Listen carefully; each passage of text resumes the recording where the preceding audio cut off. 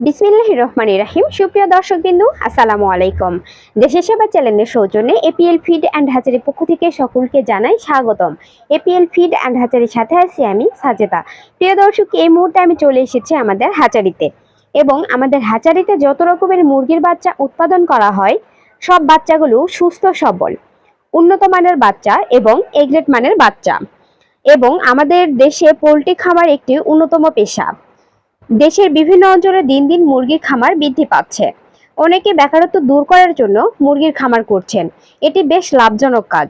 তবে মুরগির খামারের সবচেয়ে বড় বিষয় সুস্থ বাচ্চা চিনে তা খামারের জন্য কিনতে পারা।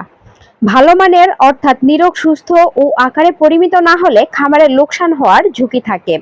সুস্থ মুরগির বাচ্চা চেনার সহজ উপায় রয়েছে। উচ্চ জেনেটিক পটেনশিয়ালিটি সম্পন্ন বাচ্চা হাতে নিলেই পরিচ্ছন্ন ও শুকনো মনে হবে। নরম পালকে আচ্ছাদিত শরীর এবং যে কোনো প্রকার ক্ষত ও দূষণমুক্ত। সংস্কৃত চাহনি, পরিচ্ছন্ন ও উজ্জ্বল চোখ শারীরিক ত্রুটিমুক্ত সুস্থ বাচ্চার লক্ষণ। অন্যদিকে সুস্থ মুরগির বাচ্চার নাভি পরিষ্কার ও শুকনো থাকবে। কোনো প্রকার কুসুম শরীরে লেগে থাকবে না। শরীর স্পর্শ করলেই দৃঢ় অনুভব হবে, কিন্তু হাতে ধরলে হাড়ের অস্তিত্ব বোঝা যাবে না। শ্বাস প্রশ্বাসজনিত ত্রুটিমুক্ত পারিপার্শ্বিক অবস্থার প্রতি কৌতূহলী ও প্রতিক্রিয়াশীল হবে।